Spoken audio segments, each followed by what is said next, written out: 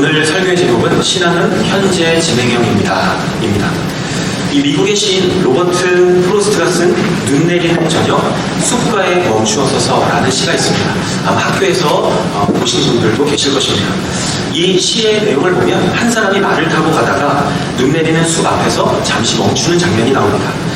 이 주인은 점점 어두워지고 있었고 그리고 숲은 고요하고 아름다워 보였습니다. 아마 이 시에 등장하는 주인공은 이곳에 머무르고 싶었던 것 같습니다. 그런데 그는 다시 길을 떠나기로 결심합니다. 왜냐하면 자기 자신에게는 아직 지켜야 할 약속이 있었고 가야 될 길도 남아있었기 때문입니다. 시의 마지막에는 이렇게 이야기를 하고 마치게 됩니다. 내게는 지켜야 할 약속이 있고 잠들기 전에 가야 할 길이 많이 남아있다. 아직 지켜야 할 약속이 있고 가야 할 길이 많이 남아있다라고 이야기합니다.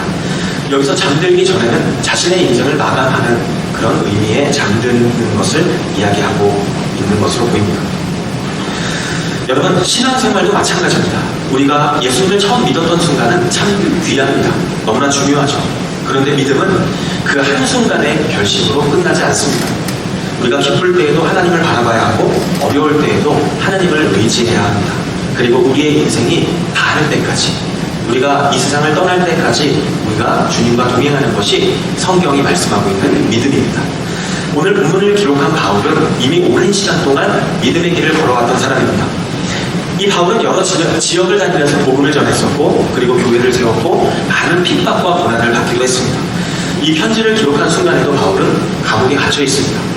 누가 봐도 바울 정도면 지금까지 충분히 열심히 달려왔다라고 말할 수 있을 것입니다.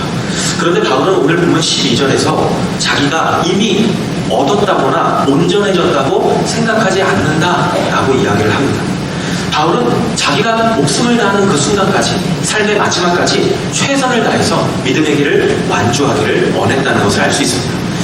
그렇다면 여러분, 이 자리에 모인 저와 여러분도 어떻게 하면 우리의 믿음의 방향을 잃지 않고 끝까지 하나님께서 맡겨주신 믿음의 길을 완주할 수 있을까요? 오늘 본문에 보니까 바울이 어떠한 마음가짐과 어떠한 모습으로 하나님 앞에서 자신에게 주어진 길을 완주하고자 했는지를 발견할 수 있습니다. 오늘 성경 본문을 통해서 함께 살펴보기를 원합니다. 함께 살펴볼 내용은 이것입니다. 믿음의 경주를 완주하기 위해서 필요한 모습은 무엇일까요? 첫 번째로 그 모습은 바로 과거에 붙잡히지 않는 모습입니다. 오늘 본문 13절을 보면 바울은 뒤에 있는 것을 잊어버리고 앞에 있는 것을 잡기 위해서 앞으로 나아간다라고 이야기합니다. 여러분, 바울의 과거는 어땠을까요? 바울에게는 우리가 지난주에도 살펴봤지만 자랑할 만한 과거도 많이 있었습니다. 그때 당시 유대 사회에서 인정받을 만한 좋은 가문, 좋은 배경을 가지고 있었고 율법에 대한 지식도 아주 풍성했고 그리고 종교적인 열심도 남부럽지 않게 열정적이었던 사람이 바울이었습니다. 그런데 동시에 바울에게는 지워버리고 싶었던 과거도 있었습니다. 바울은 예수님을 믿기 전에 교회를 박해했습니다.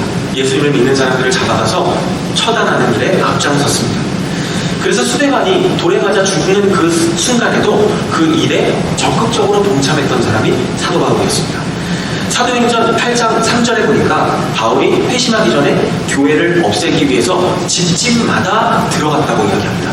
집집마다 그냥 들어가서 나는요 불문하고 사람들을 끌어다가 감옥에 넘겼다라고 성경은 기록합니다. 바울이 예수님을 만난 후에 이런 자신의 과거를 떠올렸을 때마다, 생각할 때마다 얼마나 마음이 아프고 부끄러웠을까요? 자기가 붙잡아서 감옥에 보낸 사람들의 얼굴이 생각나지 않았을까요? 자기 때문에 고통을 겪어야만 했던 가정의 모습이 생각났을 수도 있습니다. 그리고 스데반이 죽어가면서 자신들과 그 자리에 있었던 사람들을 위해서 정말 처절하게 기도하던 모습도 바울이 생각났을 수도 있어요. 그런데 바울은 그 과거에 갇혀 살지 않았습니다. 바울이 뒤에 있는 것을 잊어버렸다라는 이 말의 뜻은 무조건 그 과거를 잊어버리기 위해서 노력하고 부정하려고 했다는 뜻은 아닙니다. 그 과거가 더 이상 자신의 현재와 미래를 지배하도록 내버려두지 않았다는 뜻입니다. 바울에게는 부끄러운 과거도 있었지만 또 자랑스러운 과거도 있었죠. 그런데 바울은 부끄럽거나 자랑스러웠던 이 양쪽 모두의 과거에 붙잡히지 않았던 사람이었습니다. 우리도 신앙생활을 하다 보면 과거에 붙잡힐 때가 있지 않습니까? 오래전에 했던 실수가 마음에 남아서 자꾸만 떠오를 수 있습니다. 자녀에게 했던 말을 내가 주워 담을 수가 없어서 후회했던 마음들이 계속해서 마음에 남을 수도 있어요. 하나님 앞에서 내가 약속을 지키지 못했던 그 일들이 내 마음속에 남을 수 있어요. 제가 얼마 전에 유튜브 어떤 영상들을 보다 보니까 이 미국에 있는 어떤 큰 교회의 목사님이 설교하시는 그 모습이 나오더라고요. 그런데 그 목사님의 모습을 보니까 한국의 세미나에 방문해 주셨던 목사님이었어요. 그리고 그 세미나에 저를 인솔했던 사람이 저였습니다. 그런데 그때 제가 실수를 했어요. 제가 실수했던 그 목사님 얼굴을 보니까 제가 실수했던 그때의 그 올해 몇 년 전인데도 불구하고 그 장면이 생각나면서 너무나 부끄럽더라고요. 여러분, 이것도 지나온 과거의 모습일 수 있죠. 내가 과거에 그렇게 잘못한 모습들이 있는데, 실수했던 부끄러운 모습들이 있는데, 나 같은 사람이 어떻게 다시 시작할 수 있을까? 우리의 과거가 아픈 과거라면 그런 생각도 할 수 있을 것입니다. 그런데 성경을 보면 과거의 실패가 한 사람의 마지막 모습이 되지 않았다는 것을 성경을 통해 알 수 있습니다. 우리가 알고 있는 마가복음을 기록한 마가 요한은 바울과 바나바를 따라서 선교 여행을 떠났던 사람이죠. 그런데 여행 도중에 일행을 떠나서 예루살렘으로 돌아가 버리고 말았습니다. 중도 하차했죠. 마가가 왜 돌아갔는지에 대해서는 성경이 분명하게 이야기하고 있지는 않습니다. 그런데 바울은 이 사건을 굉장히 심각하게 생각했습니다. 그래서 바나바가 이 다음 선교 여행에서 마가를 데리고 가자라고 했을 때 바울은 굉장히 강하게 반대했습니다. 그 문제 때문에 결국 이 두 사람이 다투게 되었고 결국 각각의 길로 가게 되지 않습니까? 이때 당시에 마가는 아마 생각했을 수도 있어요. 내가 하나님의 일에 다시 동참할 수 있을까? 다시 쓰임받을 수 있을지 의심했을 수도 있겠다라는 생각을 해봤습니다. 한 번의 실패로 인해서 내가 바울의 신뢰까지 잃어버렸고, 그리고 함께 사역했던 사람들 사이에서 내가 갈등까지 만들어냈으니 내가 어떻게 다시 사역을 할 수 있을까? 그런데 마가의 이야기는 거기에서 끝나지 않습니다. 골로새서 4장을 보면 마가는 다시 바울의 동역자로 등장하고 있습니다. 빌레몬서에 보면 바울은 마가를 자신의 동역자라고 이야기하고 있습니다. 그리고 바울은 자신의 생애의 마지막 무렵 디모데에게 마가를 데리고 함께 오라고, 마가가 자신의 사역에 있어서 유익한 사람이라고 그렇게 이야기하는 장면을 볼 수가 있습니다. 이런 마가의 실패가 마가의 마지막 모습은 아니었다는 것입니다. 우리가 알고 있는 요나도 하나님의 말씀에 불순종했던 사람이었지 않습니까? 하나님께서 요나에게 니느웨로 가라 라고 이야기하셨죠. 그런데 요나는 그 하나님의 말씀이 마음에 들지 않았어요. 그래서 하나님의 뜻과 반대되는 방향으로 도망쳤습니다. 요나는 배를 타고 하나님께서 최대한 멀리 떠나려고 했습니다. 그런데 하나님께서는 폭풍우를 보내셔서 큰 물고기를 통해 요나를 삼키게 하셨죠. 요나가 가는 길을 더 이상 가지 못하게 하셨습니다. 그리고 요나가 뱃속에서 하나님 앞에 기도했을 때 하나님께서는 요나를 버리지 않으셨습니다. 그리고 요나서 3장 1절에 보면 아주 의미심장한 문구가 나오죠. 여호와의 말씀이 두 번째로 요나에게 임했다. 두 번째로 하나님의 말씀이 임했다라고 이야기를 합니다. 하나님께서는 요나가 하나님 앞에 했던 이 불순종을, 첫 번째 불순종을 그의 사명의 마지막으로 보지 않으셨습니다. 요나에게 다시 말씀하셨고, 그리고 다시 그를 니느웨로 보내셨습니다. 요나의 불순종이 마지막이 아니었죠. 창세기에 나오는 유다, 요셉을 팔아넘긴 데 아주 큰 역할을 했던 유다, 이 유다도 처음에는 동생을 팔아넘기는 데 아주 큰 역할을 했던 사람이었습니다. 그런데 세월이 흘러서 유다가 너무나 달라진 모습을 볼 수 있습니다. 이 막내 동생이었던 베냐민이 세월이 흘러서 이제 이집트에 종으로 남아 있어야만 하는 상황이 되었을 때, 그런 위기를 맞이했을 때 유다가 아버지 야곱이 또 요셉까지 잃어버렸는데 베냐민까지 잃어버리면 어떻게 하지? 라는 걱정을 유다가 하게 됩니다. 그리고 자기 자신이 베냐민을 대신해서 이집트의 종으로 남아있겠다고 그렇게 이야기하는 장면을 볼 수 있습니다. 과거에는 동생을 팔아서 유익을 얻으려고 했던 사람이 이제는 동생을 살리기 위해서 자신을 내어놓는 사람으로 변했다는 것을 알 수 있습니다. 유다의 과거가 그의 마지막을 결정하지 않았습니다. 사랑하는 여러분, 하나님은 우리의 과거를 모르시기 때문에 우리를 부르신 것이 아닙니다. 우리의 실패와 부족함을 하나님은 다 알고 계십니다. 그러면서도 하나님은 우리에게 말씀하시고 우리에게 다시 기회를 주시고 우리가 다시금 우리에게 주어진 삶의 길을 걸어갈 수 있도록 우리를 붙잡아 주시는 분이 바로 하나님이십니다. 그렇기 때문에 과거에 내가 넘어진 적이 있었다는 그 이유만으로 모든 것이 끝났다고 생각하시지 않기를 바랍니다. 하나님의 은혜 속에서 우리의 과거의 실패는 우리의 마지막 모습이 될 수 없습니다. 물론 우리가 우리의 실수와 잘못을 하나님 앞에 회개하고, 그리고 우리의 관계 속에서도 그 과거를 우리가 관계 속에서 해결할 수 있다면 그 모습도 참 귀하고 중요하죠. 그런데 우리가 회개한다고 하는 그 회개의 궁극적인 목적은 과거의 잘못 속에만 머무르면서 자신을 계속 정죄하는 것에만 있지 않습니다. 하나님께 다시 돌아와서 우리가 새로운 삶의 방향을 추구하며 살아가는 것, 그것이 회개의 궁극적인 목적인 것입니다. 참된 회개는요, 자기 자신을 자책하고 계속 미워하는 것이 아니라 내가 잘못된 길에서 그것을 깨달았다면 돌아서서 돌이켜서 다시 하나님께서 원하시는 그 길을 걸어가는 것, 그것이 참된 회개라고 성경은 말씀합니다. 여러분, 우리의 지나간 과거를 우리는 바꿀 수 없습니다. 그러나 하나님의 은혜 속에서 오늘 내가 걸어가야 할 인생의 방향은 우리가 오늘 바꿀 수 있습니다. 그렇기 때문에 과거의 실패 때문에 혹시 오늘의 삶을 멈춰버린 채 그냥 계시는 분들이 혹시 우리 가운데 계시다면 여러분, 과거의 삶에 붙잡혀 계시지 않기를 바랍니다. 회개해야 할 것은 회개하고 해결해야 할 것은 해결한 후에 하나님께서 다시 열어주시는 그 길을 따라 앞으로 나아가실 수 있는 저와 여러분이 되기를 간절히 소망합니다. 여러분, 우리의 과거를 붙잡는 실패, 우리가 보통 실패만을 생각하지만 사실요, 과거의 성공도 우리를 붙잡을 수 있습니다. 예전에 열심히 했던 그런 시간들이 있을 수 있습니다. 열심히 교회 안에서도 신앙생활했던 경험, 교회 안에서 오랫동안 봉사하고 헌신했던 시간들이 있을 수 있어요. 내가 한때 삶을 열심히 살았던 그런 경험들이 있을 수도 있습니다.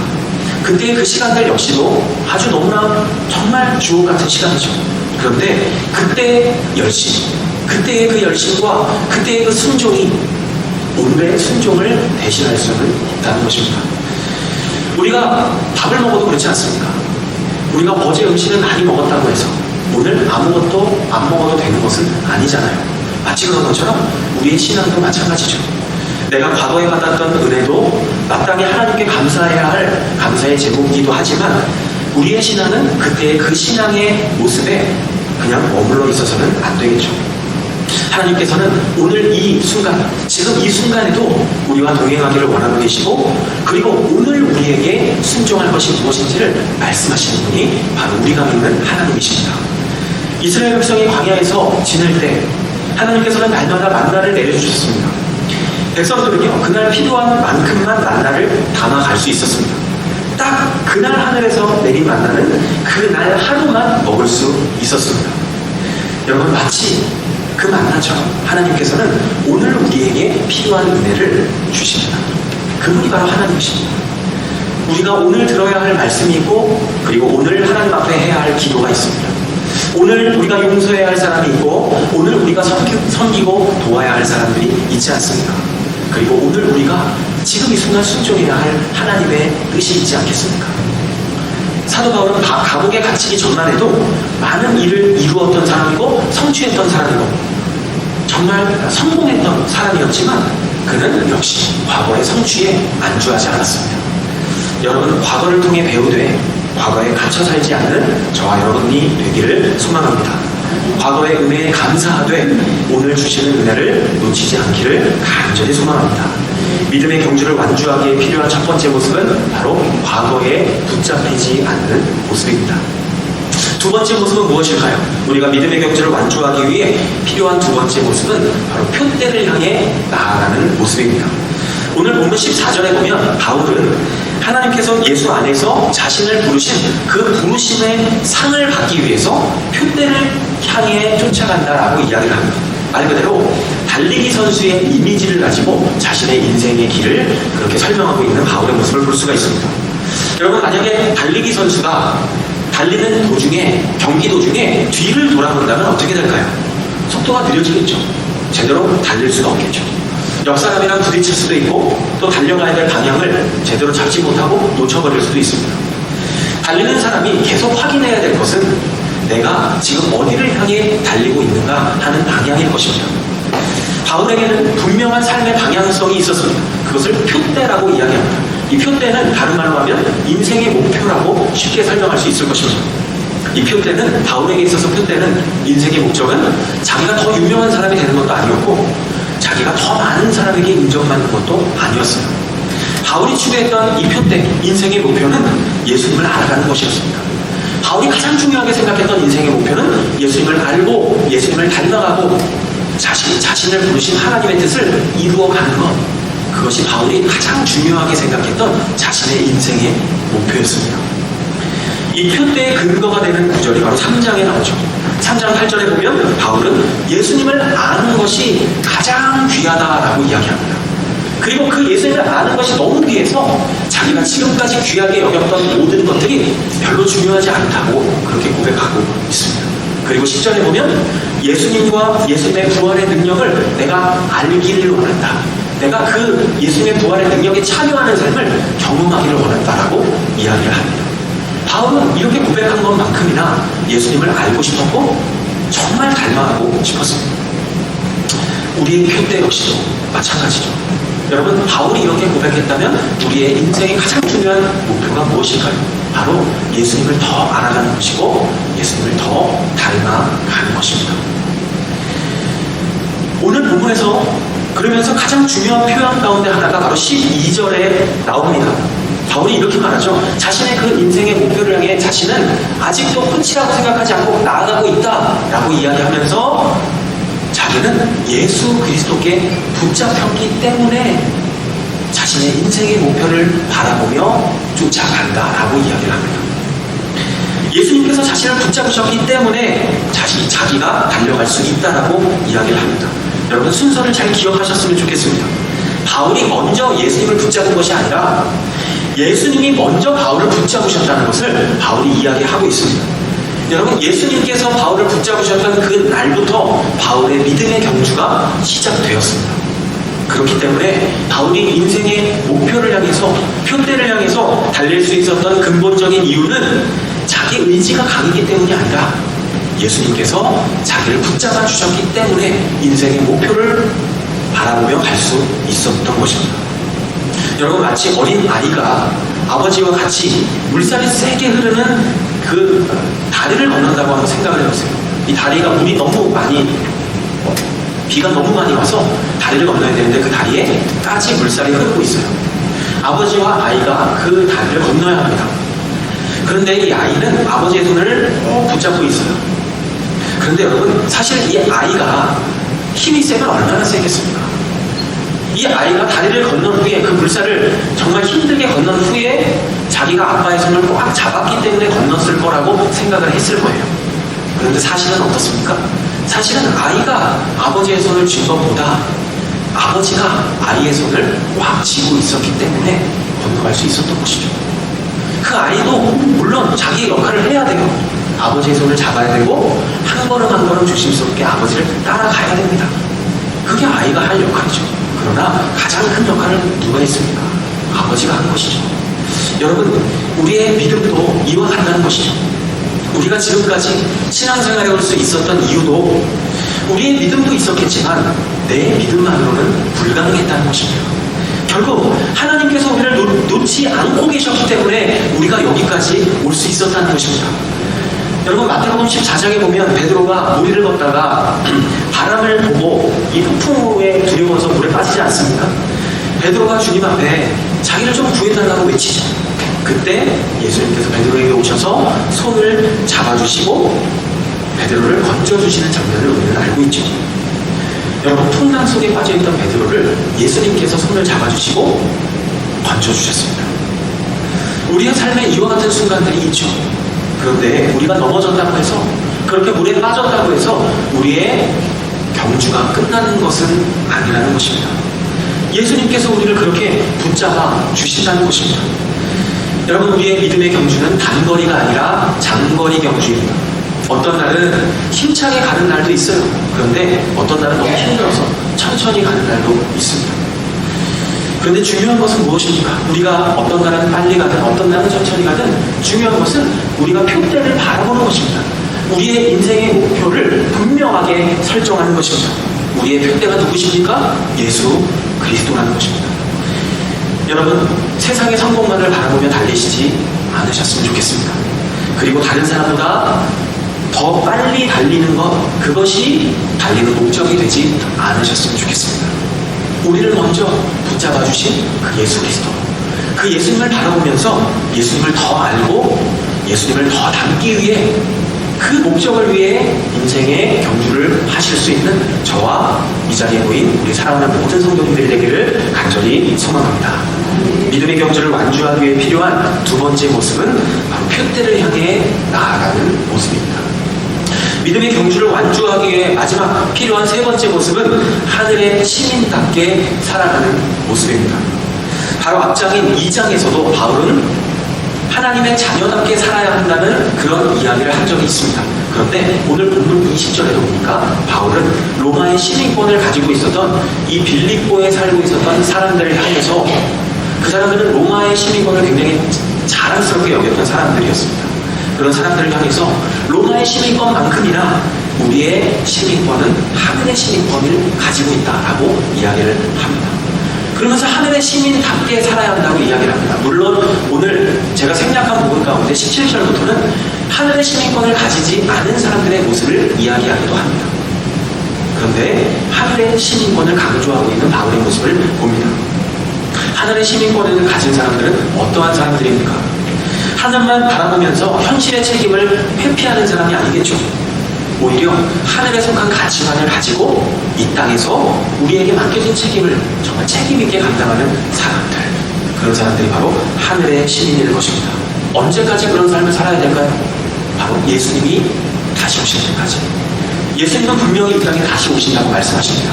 그런데 우리가 먼저 이 땅에서의 삶을 끝내고 하나님 앞에, 예수님 앞에 먼저 갈 수도 있겠죠. 중요한 것은 예수님 앞에 가는 그 순간까지 우리는 하늘나라의 시민으로 살아가야 한다는 것입니다. 21절에 보니까요, 하늘나라 시민으로서의 정체성을 끝까지 가지고 사는 것을 이야기하면서 예수님께서 다시 오시면 우리가 어떻게 되는가, 하늘나라의 시민으로 살았던 사람들은 예수님이 다시 오셨을 때 어떻게 되는가를 이야기합니다. 우리가 지금은 천하고 연약한 육신을 입고 있지만 예수님이 다시 오시게, 우리가 예수님 앞에 가게 되면 정말 예수님께서 부활하시면서 보여주셨던 그 영광스러운 모습을 우리도 똑같이 갖게 될 것이라고, 그렇게 바울은 자신의 편지들에서 이야기하고 있습니다. 바울은 감옥에 갇혀 있어요. 바울의 상태를 보면 매도 많이 맞았을 것이고 아마 몸도 성치 않았을 것으로 그렇게 보입니다. 그런데 바울은 그런 이야기를 하고 있는 것이죠.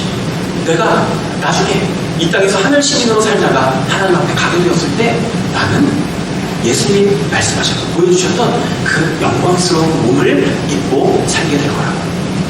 그것이 바울이 믿었던 믿음의 내용이었고, 그리고 소망했던 소망의 내용이었습니다. 여러분, 우리도 이 땅을 살아가면서 정말 육신의 연약함을 많이 경험할 때가 있죠. 그런데 우리가 기억해야 할 것은, 우리가 비록 이 땅에서는 연약한 육신을 가지고 살아가고 있지만 이것이 마지막이 아니라는 것입니다. 성경은 예수님께서 이 땅에 다시 오실 때 우리의 몸을 새롭게 하실 거라고 말씀합니다. 그뿐만이 아니라 우리가 가지고 있었던 모든 슬픔, 모든 고통, 모든 괴로움까지도 다 끝내실 것이라고 성경은 우리에게 말씀합니다. 그러기에요, 우리가 그러한 소망을 바라보며 살아가는 사람들이라면, 하늘나라 시민이라면, 그런 사람은 눈앞에 보이는 결과만을 가지고 자기 자신의 삶이나 다른 사람의 삶을 함부로 판단하거나 평가하지 않습니다.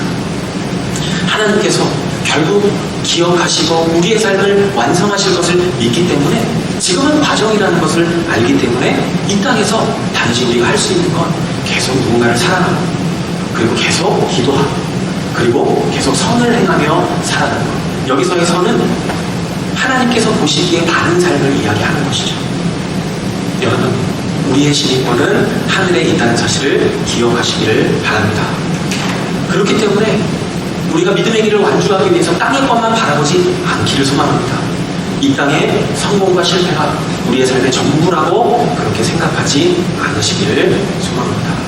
다시 오실 예수님을 기다리며 우리가 가정과 일터에서 삶의 자리에서 하늘의 시민답게 살아가는 저와 여러분이 되기를 간절히 소망합니다. 믿음의 경주를 완주하기 위해 필요한 마지막 세 번째 모습은 바로 하늘나라의 시민답게 살아가는 모습입니다. 말씀을 정리합니다. 오늘 본문에서 바울은 여전히 표대를 향해 달려가고 있습니다. 참 감옥에 갇혀있는 상황 속에서도 바울은 자신의 삶을 멈추고 있지 않습니다. 그리고 오늘 본문을 통해서 여전히 고백하고 있습니다. 표대를 보며 가고 있다. 그것은 구체적으로 어떠한 삶의 모습이었습니까? 나는 여전히 과거에 붙잡혀 있지 않다. 고백하는 삶의 모습입니다. 그리고 나는 여전히 인생의 목표, 바로 예수 그리스도를 알아가는 것, 닮아가는 것, 그리고 하나님의 뜻을 이루는 것. 그 인생의 목표를 향해 나는 지금도 나아가고 있다고 고백하며 그렇게 살아가는 것.